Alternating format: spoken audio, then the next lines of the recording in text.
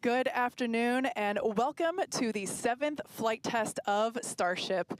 It is currently 4:03 p.m. Central Time here at Starbase, Texas, and it is a beautiful and breezy afternoon for another flight around the world. I'm Kate Tice, Senior Quality Systems Engineering Manager at SpaceX, and I'm joining Dan for my first ever in-person Starship launch at Starbase. You can see the rocket behind us. It's mind-blowing. This is quite the view, Dan. No better seat in the house, no better thing to talk about a rocket as you watch it launch. Hi, everybody. Welcome back to Starbase for another Starship launch. I'm Dan Hewitt from SpaceX Communications. We are at T-minus under 33 minutes and counting. Our T0 time coming a little after the bottom of the hour.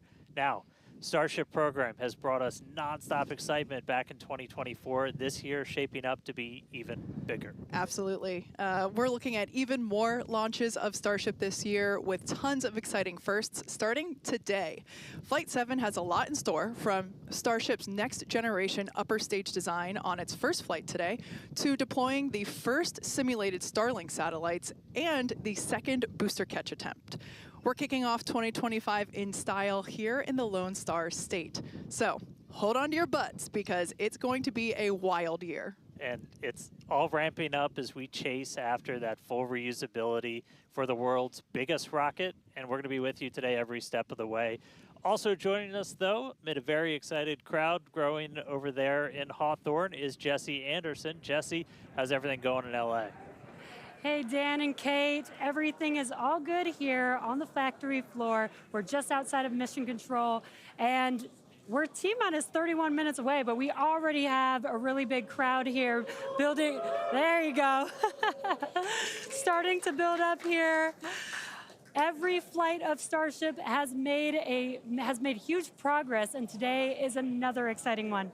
We're joined by Starship, Raptor, and Starlink teams here with me today, and everyone is getting super excited for this flight test. So with that in mind, I expect it to get very loud in here soon. But for now, I'm going to hand it back over to you guys at Starbase for a quick look back at the flights that brought us here today. Hey, thanks, Jesse. Now, the more we fly safely, the faster we learn, the sooner we realize full and rapid reuse. The previous 6 flight tests proved we're on the right track. Each one of those tests provides a ton of invaluable data and, of course, some pretty great views along the way. Oh, yeah. Every one of those tests informed the upgrades that are debuting on today's flight test. And you know, we've all been watching this, following through the incredible testing campaign for every flight. And man, I can't wait for today as well as everything else we've got planned this year. Just a recap of what happened just before this flight test. Our most recent one was back in November 19th. That was Flight 6. It lifted off at 4 p.m. Central from Starbase, Texas, just a couple miles over our shoulders. It was a gorgeous sunset ascent. Let's take a look. Attention all flight crew members, flight is go for launch.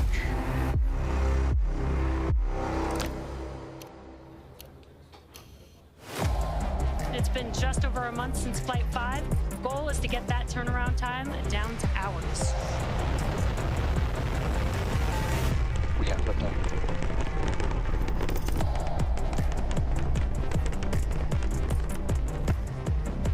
Stage separation. 30 seconds, no catch decision. Booster offshore diverge.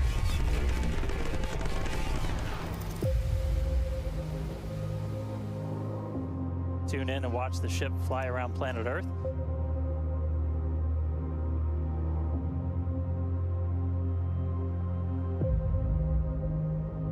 Relay demo startup.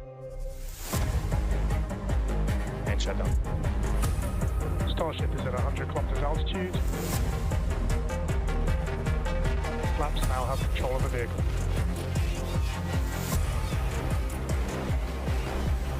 Starship has started the subsonic belly flop.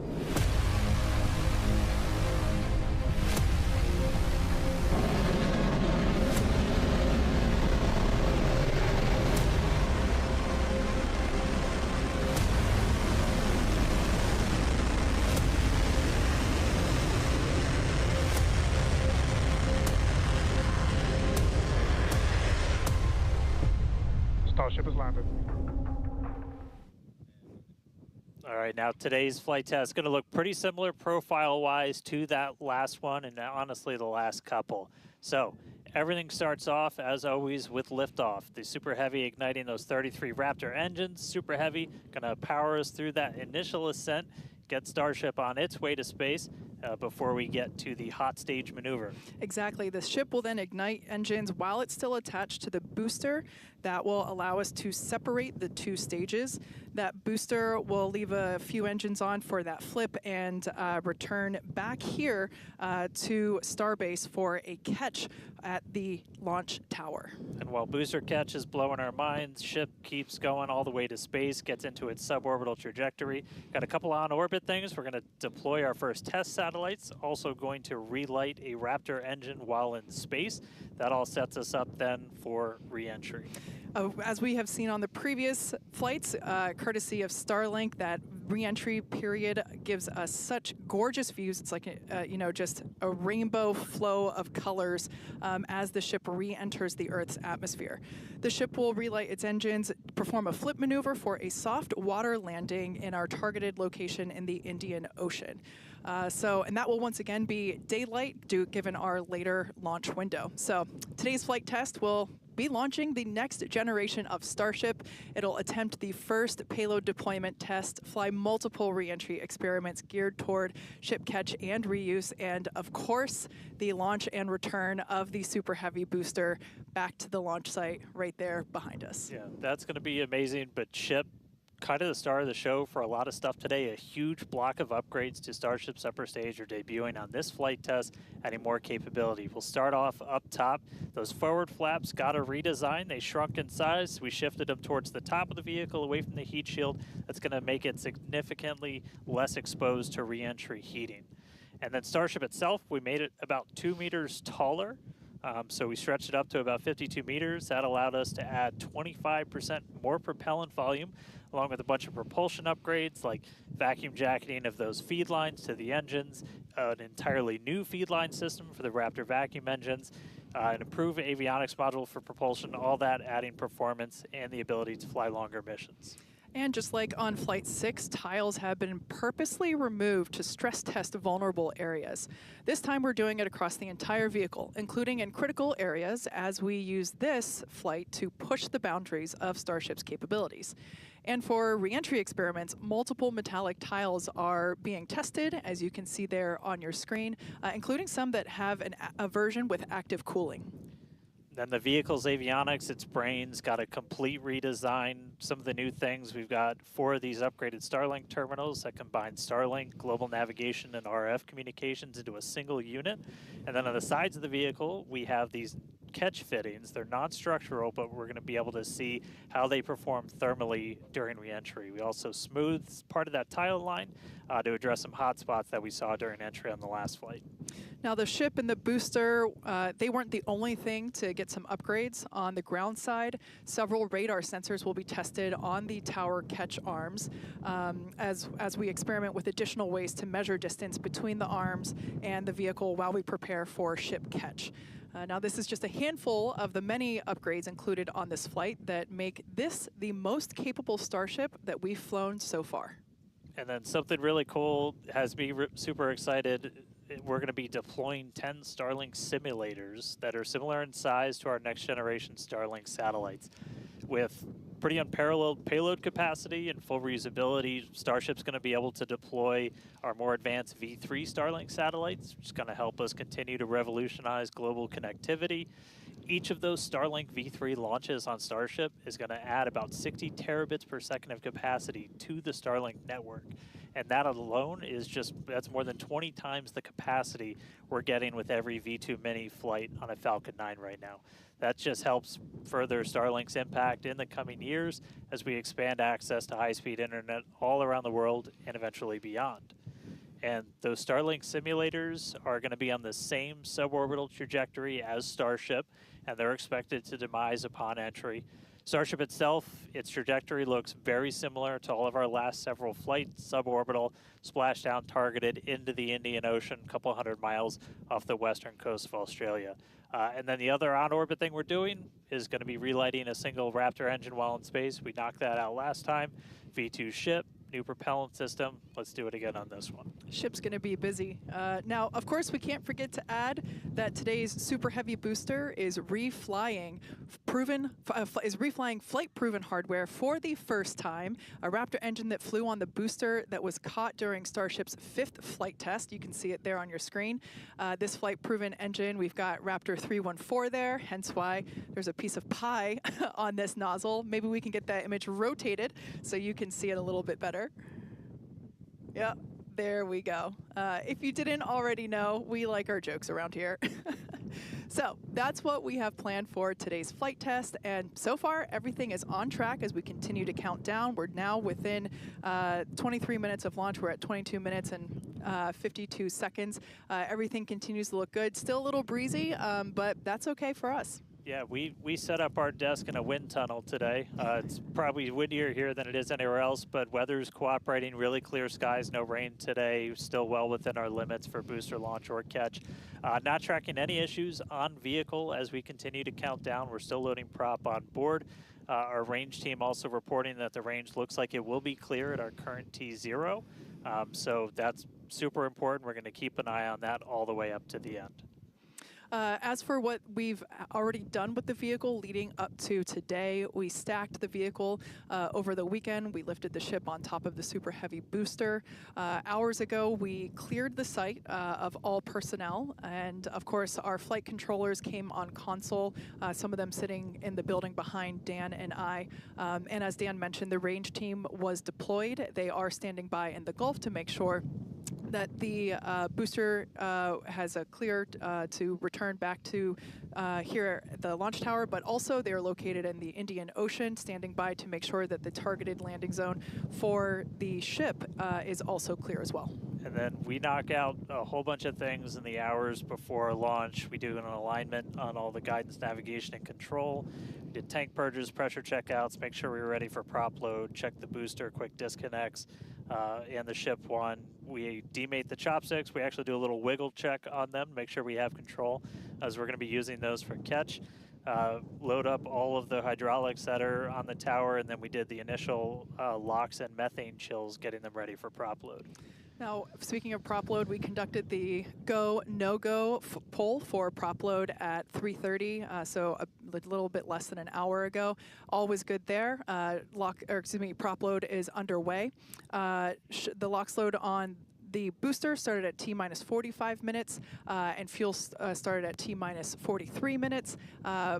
Booster fuel will start at T-minus 41 minutes, and then LOX on the booster started at T-minus 35. So that will all wrap up at T-minus 3 minutes and 20 minutes on the ship side, and at T-minus 2 minutes and 50 seconds on the booster side. So everything is looking good. Propellant is loading. Yeah, looks like we're about half full of everything on booster, 3/4 of the way there on ship, looking good for a launch today. With that, though, let's jump over. Let's check back in with Jesse real quick and all of our teams out at Hawthorne. Thanks, Dan and Kate, and great to hear the updates with the vehicle as we prepare for liftoff. There is a lot more people here, as expected.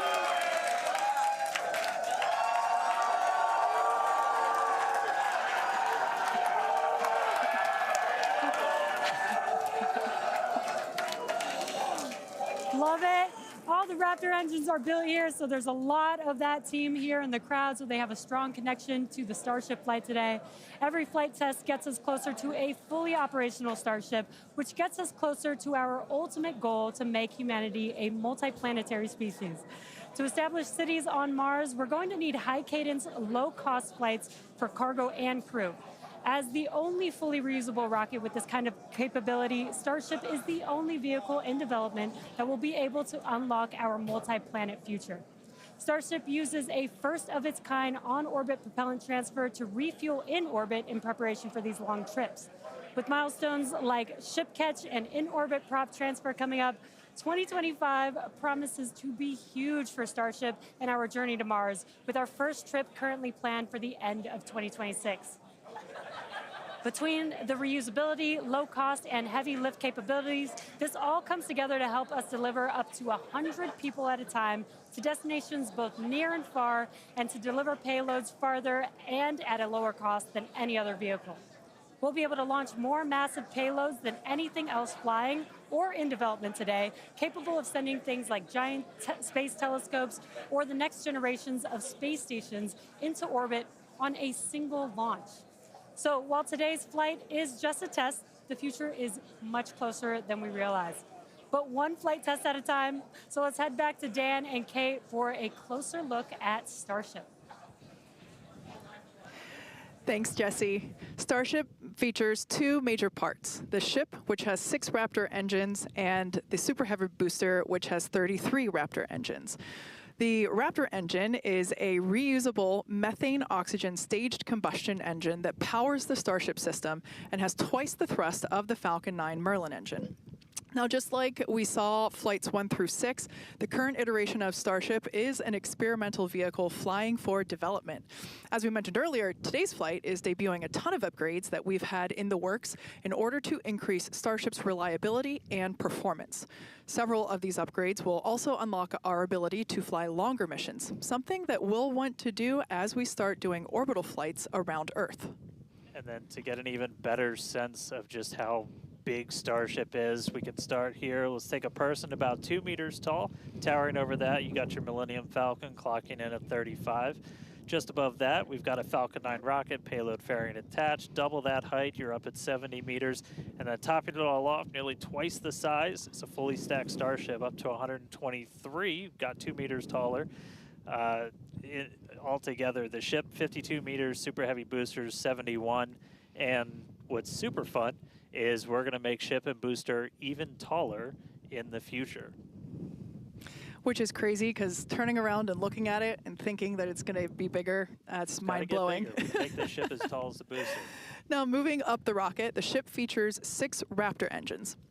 3 optimized for sea level performance and 3 optimized for vacuum performance. Raptor Vacuum, or RVAC, is a similar design to the Raptor engine, but features a larger exhaust section and a larger expansion nozzle to maximize the engine's efficiency in space. Our upgraded ship that we're debuting today carries about 300 more tons of propellant than the last flight's ship, bumping it up from 1,200 metric tons to about 1,500 metric tons. It's a lot. The ship is designed for vertical takeoff and landing on any hard surface. Now, the ship is also outfitted with newly redesigned forward flaps that are used to aerodynamically control the vehicle's attitude during atmospheric flight and enable a precision landing. The new flaps are lighter and positioned more leeward or away from the heat shield. Now, to reach full reusability, the ship has to be able to survive re-entry not just one time, but multiple times. The ship's heat shield is essentially what does the job for that. We've been iterating on that every single flight, building towards that heat shield that requires no refurbishment between flights. Now, the heat shield is composed of thousands of hexagonal ceramic tiles. They're designed to insulate the vehicle during that atmospheric entry where temperatures ramp up to as high as about 2,600 degrees Fahrenheit. A rapidly reusable heat shield has never been flown in history, so continuously improving this, flying new experiments, those are all key focuses of all of our flight tests right now.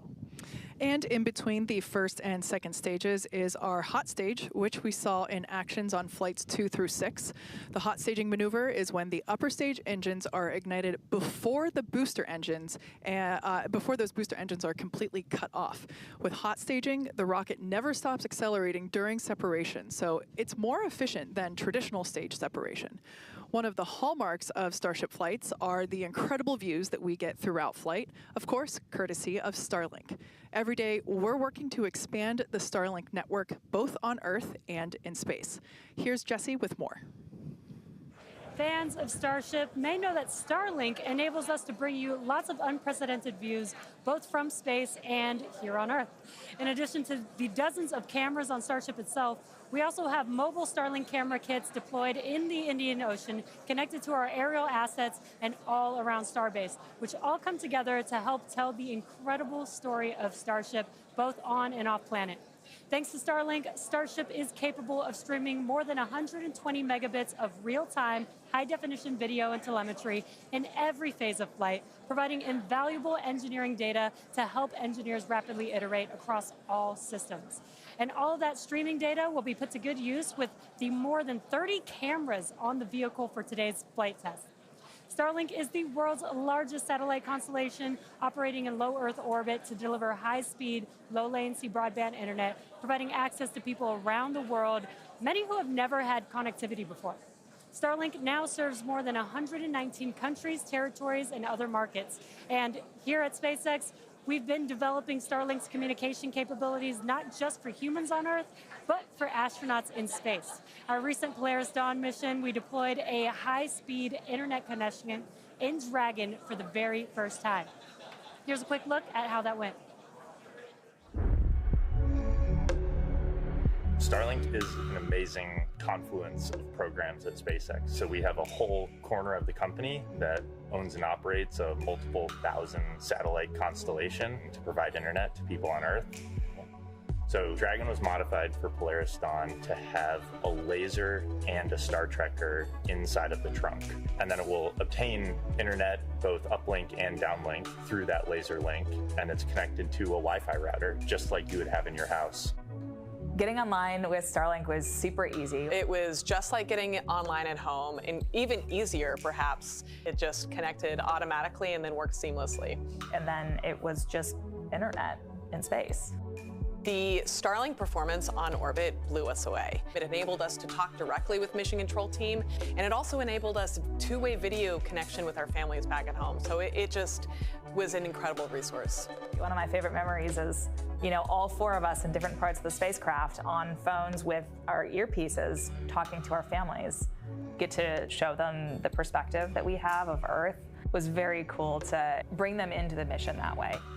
I was able to show my kids and my husband, what it looked like to be floating in space. I got to show them out the window. Well, my husband even exclaimed that at one point we hung up the call and he called back and I answered and he was like, I called space.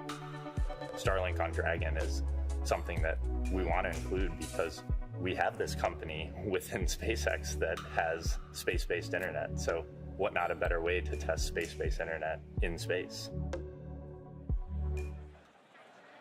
From connecting astronauts in space to providing high-speed internet to more than 4.6 million active customers here on Earth, the Starlink team is laser-focused on expanding coverage, increasing speeds, and lowering latency so that we can connect as many as possible around the world and beyond. Last year, we activated Starlink in 27 new markets and are now covering a global area home to 2.8 billion people, including those who live in some of the most remote places on Earth.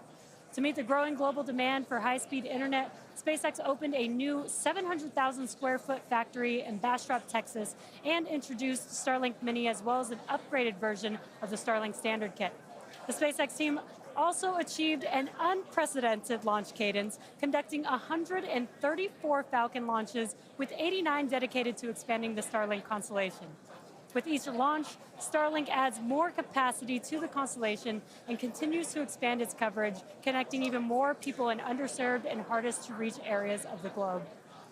Now, while our mission to connect the unconnected is far from complete, you can check out some of the Starlink team's highlights from 2024 and learn more about how our customers are furthering Starlink's impact around the world at starlink.com/stories. And a little bit closer to home, we do have a few updates for those impacted by the fires here in Southern California. So far, the Starlink team has provided about 1,350 free kits to fire departments and other disaster response organizations from down in Orange County all the way up to Malibu. That is in addition to applying free Starlink service for thousands of customers impacted by the fires all across the Los Angeles area. And just as critically, since enabling our direct-to-cell satellites with T-Mobile, more than 120,000 text messages have been sent, allowing those in impacted areas to reach loved ones, text 911, or receive emergency alerts. I've never been prouder to be an employee at SpaceX for moments like that where we can help the people and community around us. Make sure to follow @Starlink on X for updates as we continue to work with local response teams, and check out starlink.com/LA wildfires for more information on these efforts. But back to today's flight test, one of our objectives is to return the booster to the launch site where it will be caught by the tower as we did on Flight Test 5. So let's head back to Dan and Kate for a catch primer. Thanks, Jesse. We are now T-minus 8 minutes and 40 seconds until liftoff. Flight controllers on console there in the building just behind Dan and I. You can actually see the rocket in the distance at the pad 6 miles away. Our excitement is growing. I already am not sure if I'm going to be able to remain coherent after witnessing this, so looking forward to it. You'll be all right. You'll be all right. Just a quick status check. The ship fully loaded in its main tanks on LOX and fuel. We're going to load the header tanks, and booster is going to be closing out real soon as well. Let's talk about that second catch attempt, though. So we're going to use the tower's 2 gigantic robotic arms, call them the chopsticks, same thing we used to stack Starship onto Super Heavy for all the integration ahead of a flight, and that's what we used to catch by moving stuff like landing legs from the booster to the ground side. It's a lighter booster, means you can carry more into space. Now, in a nominal operational scenario following liftoff and after the 2 stages separate in flight, Super Heavy will return to the launch site, reignite its engines to slow the vehicle down, and the tower's arms will catch the rocket booster. And just to get to this point, just like before, thousands of distinct vehicle pad criteria have to be met prior to that return and catch. We need healthy systems on the booster, healthy systems on the tower, and a manual command from our mission flight director for the day. If we don't send that command before the boost back burn ends, or if any of those automated checks kick us out, that's what happened on Flight 6, the Super Heavy booster will divert to an offshore trajectory, and it'll go out into a landing burn in a soft splashdown in the Gulf of Mexico. Now, we have said it before, but it remains true today. We accept no compromises when it comes to ensuring the safety of the public and our team, and that return will only take place if the conditions are right. And one of the unique aspects of Starship flights is the return and the catch of that Super Heavy booster and the audible sonic boom that it comes with it in the area around the return location. General impact to anyone in the area is just a brief thunder-like noise, but it definitely lets you know it's coming. Oh, yeah. It's something our neighbors in Cape Canaveral, Florida and Vandenberg, California have become accustomed to over the years, and now we're bringing the boom to Boca. So here's a peek of what to expect.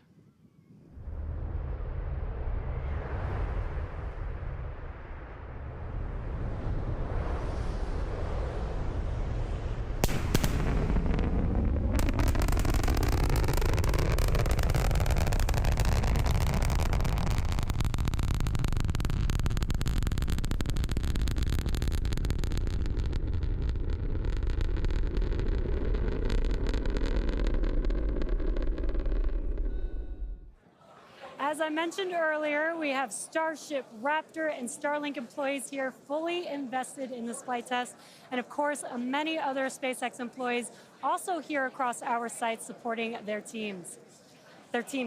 Every flight test has been pretty unique, and we're all very excited for another round of firsts, but I'm pretty sure the crowd is looking forward to potentially watching those chopsticks catch another booster.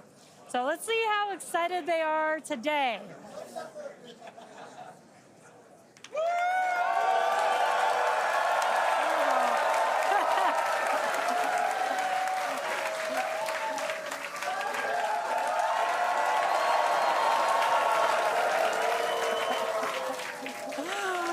Just under 5 minutes to go. We are all very excited here.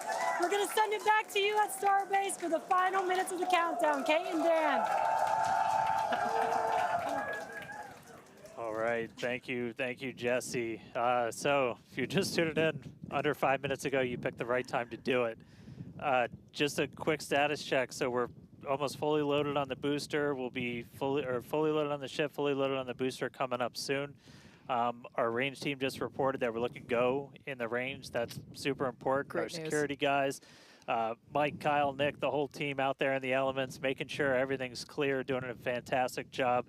And we are coming up on 4 minutes and looking good for launch. Yeah, certainly exciting. Now, we do have an opportunity to hold at T-minus 40 seconds if necessary. This is a chance for us to perform additional checks if necessary. If we, need to repressurize some tanks, or if there's a wayward vessel in the range last minute, opportunity to clear it out. But everything currently looking good. Now, once we pass T-minus 40 seconds, a number of events will occur in rapid succession. The ground spin and ignition systems come up to flight pressure. The ship will go to internal power. After that, the quick disconnect, or QD, arm lockout is removed in preparation for retraction, which will happen shortly after T0. And yeah, once we pass T-minus 40 seconds, we do have the ability to recycle the count under certain conditions back to that T-minus 40 second mark and hold there to assess what happened and assess opportunity to proceed again to T0. Yep, we've used that T-minus 40 hold a couple of times. Boat's usually one of the items, but we aren't tracking anything right now that would cause us to hold there. We can hold there for several minutes. Main thing you're watching at is you kind of set a clocks because your temperatures will change and the fuel and the locks, everything pretty quickly. So you've got a couple of minutes that you can hang out and figure things out. There are items that if we pass them, we're scrubbed for the day. One of the main ones is that flame deflector at the bottom of the launch mount. Water begins flowing for that at the T-minus 10 second mark. If we scrub at any point after that, we'll be done for the day, and then teams will need to refill the deflector as well as all of our prop that we use to load on board the vehicle. It's pretty much just under 11 million pounds of prop sitting on that thing right now, and we can actually recycle in about 24 hours now. Which is incredible given the sheer volume of propellant that is on board the vehicle there on your screen. All right, coming up on the 2-minute mark. Again, a lot of ambitious things on the plate for Starship today. T-minus 2 minutes. New ship, new year, a lot of upgrades, doing a lot of ambitious things in space this time. Our first payload deploy, relighting a Raptor engine. We're looking good. So as we mentioned before, we have an opportunity to hold at T-minus 40 seconds, not tracking any issues at the moment that would be necessary right now. So fingers crossed we can pass through that checkpoint without stopping. But the folks on console are continuing to evaluate the launch commit criteria, making sure that the winds are within limits as well as any other weather restrictions. But man, compared to yesterday, this is a textbook gorgeous day. Oh yeah, little breezy today, but we got clear blue skies for a launch today. So at this point, all the prop has been loaded on the vehicle. We've closed everything out. We're doing our final thrust vector control, or steering for the engine checkouts. Once we hit the 30-second mark, we'll hear the flight director give the final go for launch. So we're under a minute. As we said, we're not expecting a hold at T-minus 40. But do not be shocked if that happens. It has happened in the past, and we can hang out there for a couple of minutes if we need to. If memory serves me right, we hold my breath for 4 seconds. Pass through prop load gate. All right, we pass right through that prop load gate. Hot diggity dog. All right, so we're going to let our flight director, Ty Huntington, take it away. Go for launch.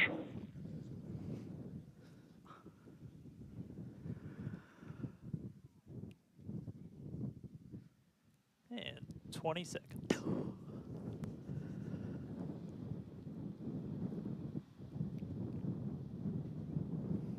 T-minus 10, 9, 8, 7, 6, 5, 4, 3, 2, 1.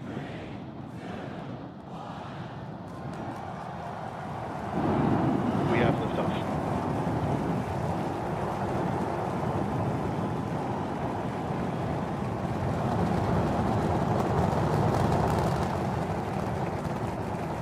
Vehicle's pitching downrange.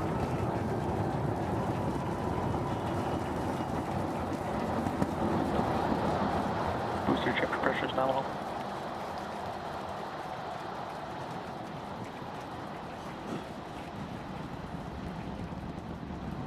All right, we're more than 30 seconds into flight. Telemetry showing 33 out of 33 engines as it's pitching downrange. Booster, chip, avionics, power, and telemetry nominal. Hearing good call-outs on the ship and booster avionics. You just heard the rumble hitting us about 6 miles away. Watching Starship arc into just endless blue skies right now. Vehicle supersonic. More than a minute into flight, the vehicle's supersonic.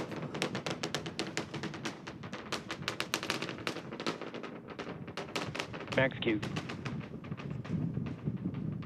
So we just passed through max Q. That's the greatest stress the vehicle's going to experience on the way uphill. Reminder that all of our teams down here on the ground are now looking at systems on the tower. They just did a manual check through. That's going to inform that manual flight director's decision. Next moment coming up, though, is going to be hot staging. Don't take your eyes off it. It's one heck of a light show. What a gorgeous ascent. 6 ship engines getting ready to ignite. That's going to happen while we're still attached. We can still see the ship's engines from the ground.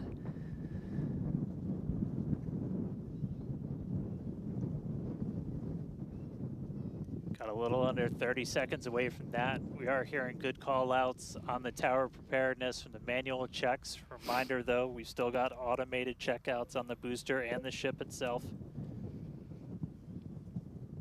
as of right now, our manual checks and our manual commanding is looking go for a catch. Booster engine cut off. That is incredible news.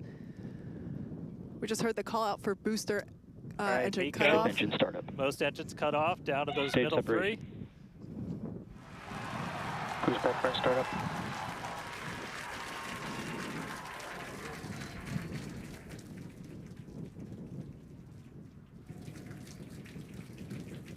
All right, hot stage Raptor, chamber confirmed. pressure We've is got a nominal. booster hopefully on our way back to us, and a ship now making its ascent burn into space. How's it going in Hawthorne, Jesse? It's great over here. You can hear the crowd screaming for every milestone. The booster is now making its way back down to Earth. Looks like we have 12 of those 13 engines ignited. We're using the engines that actually gimbal. We So are go for booster return. an excellent call out there. We are go for booster Ship return. avionics, power and telemetry nominal. There's a lot of criteria that needed to line up to ensure that we could have a Cruise safe backburn shutdown. booster catch, and it sounds like we got the go for that. And there you can see on your screen, we had we just jettisoned the hot stage, and there's a great, excellent view there of the hot stage floating away from the super heavy booster. Now we've shut down the engines for that boost back burn. That confirms boost back burn is now complete. That was the first of 2 burns required for the vehicle to make its way back down to Earth. And next coming up will be the landing burn. That's going to be 13 of those center engines igniting again. And that will then go down from 13 down to 3 engines just right before we touch down for that booster catch. Now, reminder, our stage 1 objectives are to have a controlled ascent, stage separation, as well as a controlled boost back burn and hot stage as well. So we're looking good for that so far. Some great views there from the ship of Earth. That looks incredible.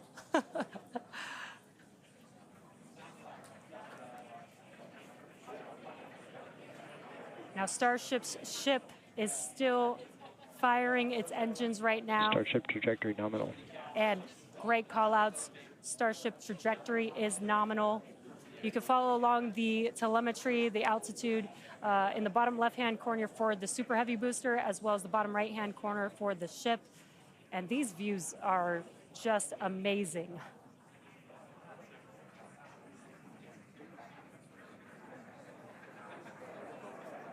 Again, the booster is currently making its way back to the tower today. So we're looking forward to a booster catch with the chopsticks. And in the meantime, you can see those grid fins there, helping to control the vehicle and guide it back to its landing site. Booster FTS is saved. Now with that, we're gonna hand it back. How's it going over there, Dan and Kate? How are you doing, Kate? Seeing that in person. You know, Dan had to take that entire segment because I couldn't talk. That was incredible. There it is. We can see the booster coming back in now through the plume. At least it looks that way to us. It's incredible that it basically returns. It looks like a speeding, just like this silver flare coming back to the. Once again, we are standing by for attempting to catch the booster at the tower. This would be the second tower catch. Booster landing burn. Seeing 13 engines.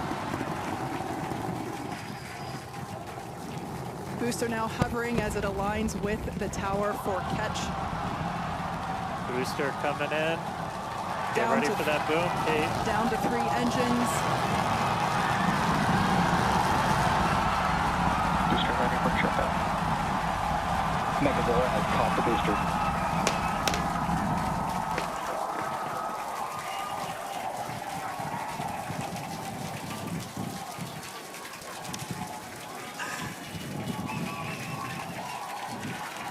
You heard it here. Megazilla has caught the booster. Once again, for the second time, a successful catch by the launch tower. This is the same tower, the launch pad, where that booster took off from just 7.5 minutes ago. Great view from the chopstick arms, looking at those hypersonic grid fins that steer the booster for that precision landing. It almost looks like it's flapping its wings. Yeah, you can see just how small that catch fitting is, too, on something that's just so massive. That was absolutely insane. Meanwhile, we're not done, but wait, there's more. Wow, that is just absolutely stunning. And this, of course, a gorgeous view there from the tower looking down at the top of the booster.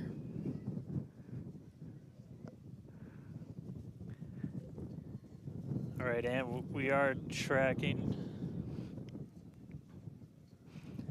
Now we're standing by for views from the ship, but who can take their eyes off of that incredible sight? That is once again the second catch of a booster back at the launch tower. It was incredible to see it come back down, just this silver flare in the sky. And we can still see the launch plume behind us, and wow, that we definitely, I can't speak for you, Dan, but that was very moving for me. Yeah, and right now you can see some of the telemetry on those ship engines has gone out, and we're waiting for an update on what our ship status is. We were approaching that ship engine cutoff time, so just waiting to hear. So obviously we've got booster back, booster on the launch tower in the chopstick arms, but we are waiting to get an update now on the ship. As we were expecting ship engine cutoff about 40 seconds ago. We saw some of those engines start to go out prior to that point. And so right now we are just standing by to try and get the latest word on where we are with ships. So stick with us for just a couple of minutes as we wait to hear some updates. Now, if you just recently joined us, you might want to hit rewind and go back about 9-10 minutes ago to when Starship lifted off from the launch tower that you see there. We had a gorgeous ascent followed by a stage separation where the ship separated from the super heavy booster. The booster performed a flip maneuver and returned back to the Gulf Coast here. There you can see it on your screen.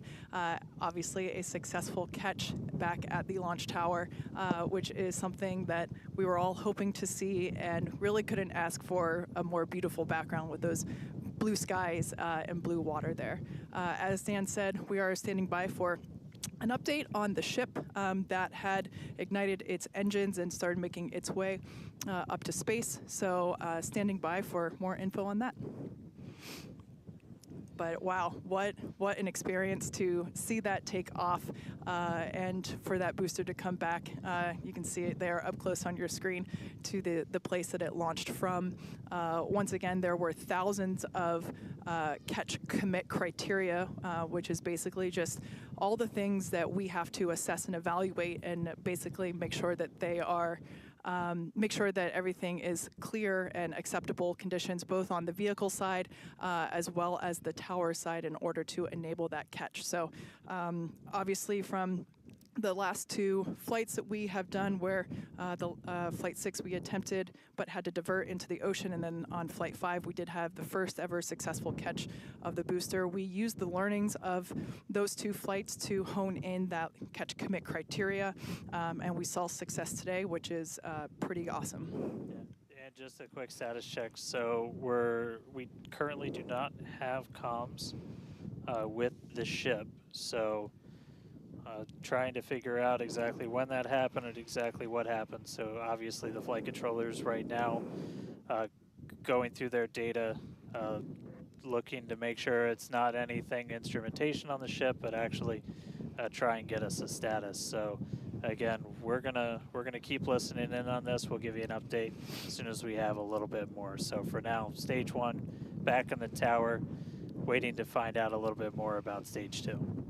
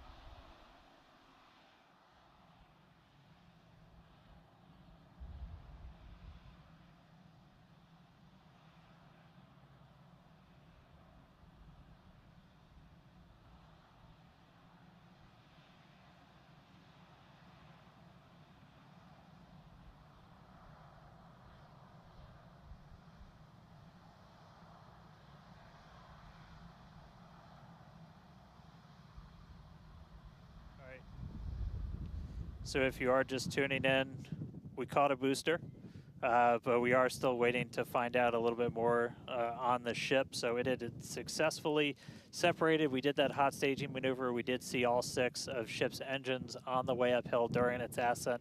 But as we were getting to the end of that ascent burn, we saw engines dropping out on telemetry, and we have since lost contact with the ship. So again, we're still listening in on the loops, trying to figure out how much we can get right now.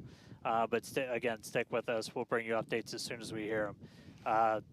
Really exciting. We were able to catch the booster today. Obviously, we want to get the ship all the way over to the Indian Ocean. May not be able to do that at this point, but we'll give you some updates as soon as we hear a little bit more about the ship.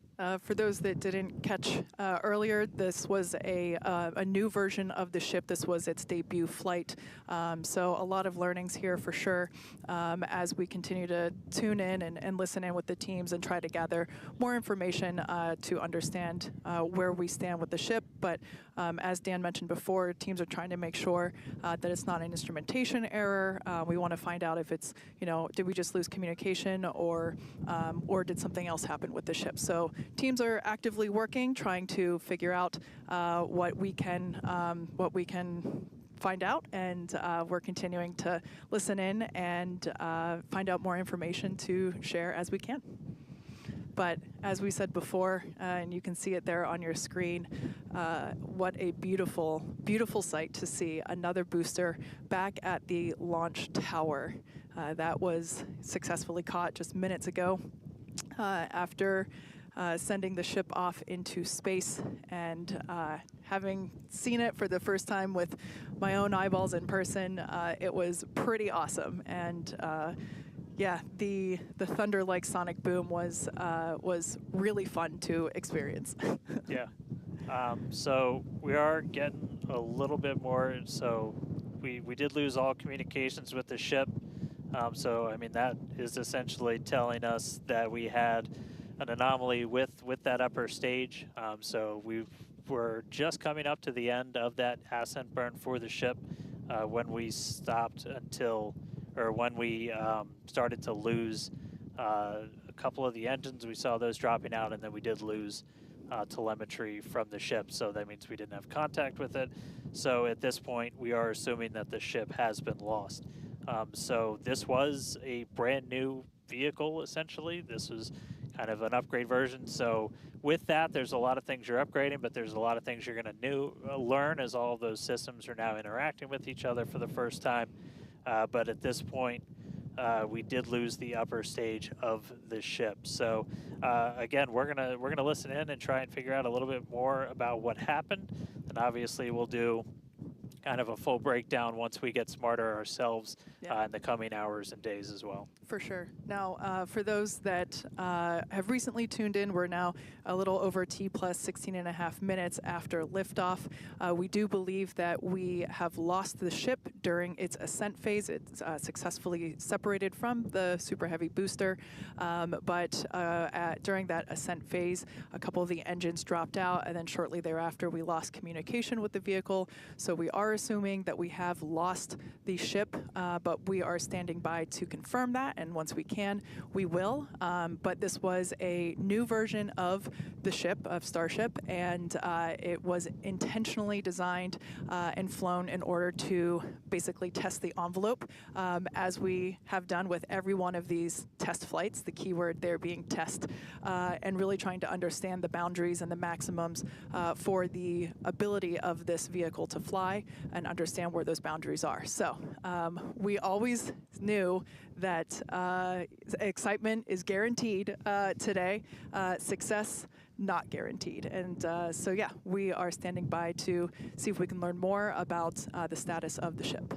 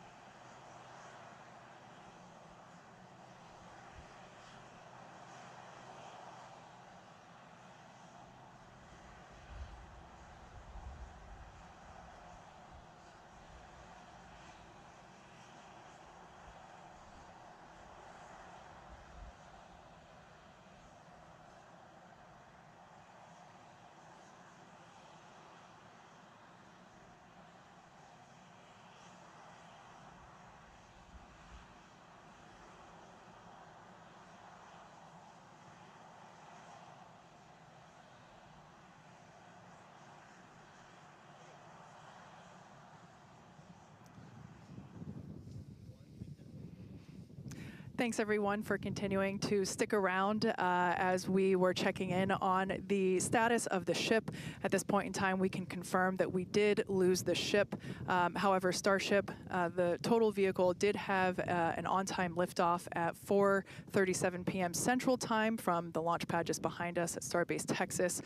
Gorgeous ascent and successful stage separation. The booster pushed the ship off, and the ship disconnected during that stage separation. The booster came back for a successful, the second ever booster catch at the launch tower, which was pretty incredible to see. Yeah, it was great to see the booster come down, but we are obviously bummed out about ship. It looked like we lost contact with it a little under 8.5 minutes into flight. That's roughly when you start to get to that main engine cutoff. We obviously need to go through all the data. It's going to take some time. In the next hours, days, we're going to figure out exactly what happened, come back, fly the next one, get even farther. Reminder, it's a test. It's a flight test. It's an experimental vehicle. So we'll figure out what ended our day today and make sure it doesn't end our day tomorrow. So as we do that, we're going to continue to provide you updates on our X account on SpaceX.com. So just continue to tune in there.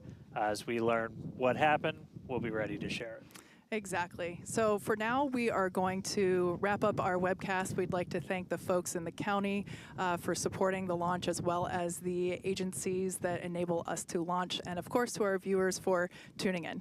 And thank you, Kate, for coming down, doing this with me. It was great to have you here. I'd do it again in a heartbeat. All right. Well, that'll do it for us. We'll see you guys at the next Starship flight test.